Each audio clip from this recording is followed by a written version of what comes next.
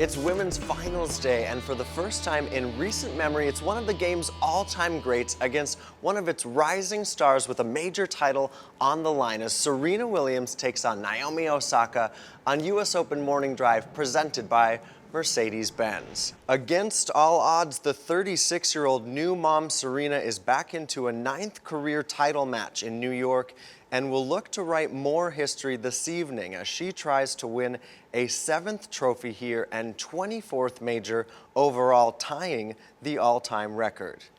Standing in Serena's way is the 20-year-old breakout star from Japan who won at Indian Wells earlier this year and days later subdued Serena in their only career meeting, Osaka winning a first-round match in Miami 6-3, 6-2.